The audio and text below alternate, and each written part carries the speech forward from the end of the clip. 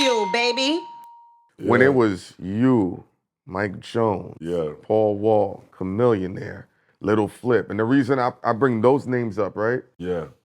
Y'all all the same age range. Right. And y'all crushing it at 23 years old, all at the same time. Right. 22 years old. And that was a moment, and it seemed like it was like died down 2 years later.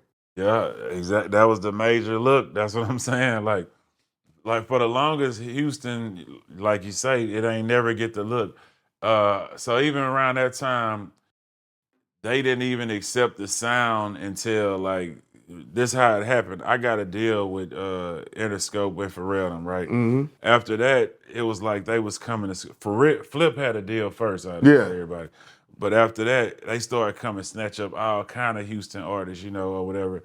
So with that, the Mike Jones and the Paul Wall, we did the Still Tipping record, and now you got all three labels working on this song, and now the Houston sound is being, accepted outside of Houston now. Mm-hmm. You got to realize, I was going to New York, we had cups and shit, and y'all was like, oh, you guys sipping cough syrup, listening to slow and chop music, y'all looked at us like we was lame, but now everybody's sipping syrup and, Flip said the same thing. It's been adopted, exactly. And they won't give y'all the credit for that. I don't even want the credit. It's just about, I'm just saying that's how early we was doing, we was just, it wasn't accepted. Let's say No, it wasn't. Like it was people, because it sounds when crazy. When did it get accepted, you think? After, like I say, after Still Tipping, that's when people started understanding more exactly what it was. Mm-hmm. And then it started spreading more, like the sip and drink culture and all that different shit. But before that, people was looking at us like we slow. You know what I'm saying? Because y'all was saying y'all sipping cough syrup and, listening to slow music and chopped up. It sound crazy, if you go up north. So it wasn't accepted. And when I was working on my project with Pharrell, it wasn't all just Houston-based music. It was like, that, and it was mixed in with, the Pharrells and the different producers, because I knew that the world wasn't ready for it. They wasn't listening. They wasn't accepting it yet. But then Still Tipping came in the middle of the album while we was working, and that's when it started like, okay, cool, so it was like, man, that had to be the time when people, open their ears to it or whatever. They got understanding what it was. The machine is temporary unless you a real superstar. The machine gonna be temporary. They gonna be with you, down with you for a little bit, and it's gonna be over. They gonna make you look like you the man, and then they gonna take away the budget and make it look like you ain't the man. You know what I'm saying? It's like when they tired of you. Basically. When did y'all realize that? I mean, I just realized that just watching people, seeing other people, who had deals, not necessarily from Houston, but out of town. In general, period. Just period. Just when I had when I did do a deal with Interscope and Star Trek.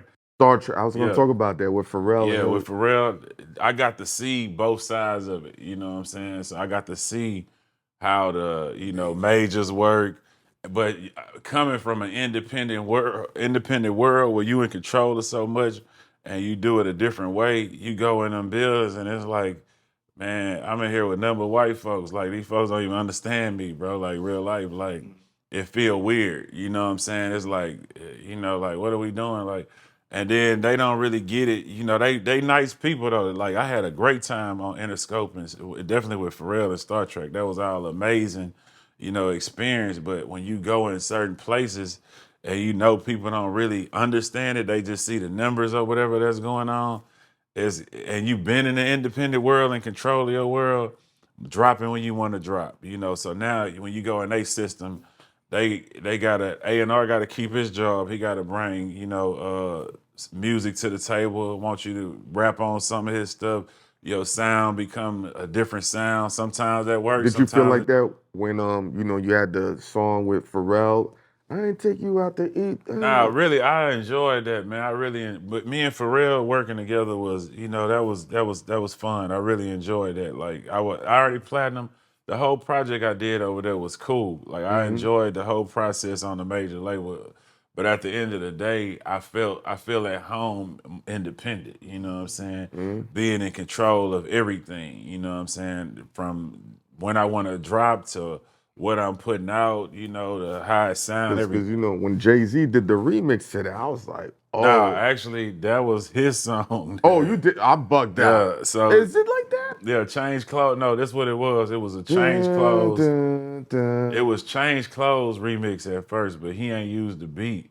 So I ended up using it. Pharrell gave it to me. Yeah, that's how that came across. Yeah, and they had a J verse on Verse there. on it. And are you just jacked? No, my shit got leaked. My project got leaked, and that's when that verse came out. Yeah. Man, how did I do that? First, I think I met with Interscope them first, with Geffen Interscope. And then, Geffen. you know, they want to put you with a big producer. That's their Always, formula. that's their- You know what I'm saying? Look at it. That's their formula. I know. You know the formula. So they was like, Yeah. I think Pharrell was coming in town or whatever, and he came to Houston, and I pull up on him, and he played me some records, and we was like, yeah, let's get in there and do some stuff. But yeah, man, that was the inspiration that came with just working with Pharrell, like seeing the world, and it did more than anything for me. You know what I'm saying? Just to see how he was, doing this thing and going to Japan and just seeing different things, like around him, it opened my eyes to a whole bigger world. You know what I'm saying? And having an independent hustle, and at the same time being able to see that helped me out a lot with what I was trying to do. You know what I'm saying? So like I say, I enjoy both of the experiences, but naturally, because I come from independent, it's just what I'm used to, how I like to move, and really I just like to be a boss of my own shit. Like it's just really my cap. I want to own my masters. A lot of rappers sell their stuff, which I don't knock. What you thinking about that?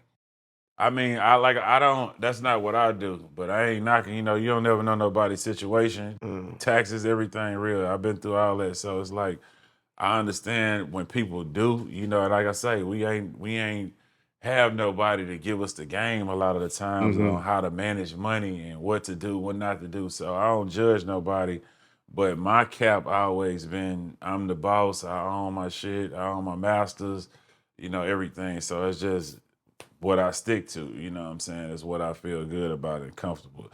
Because it's at the end of the day, it's bigger than just being, a rapper. I want to represent as a black man, own my part of the culture, don't be the problem, you know what I'm saying? As what I say, like.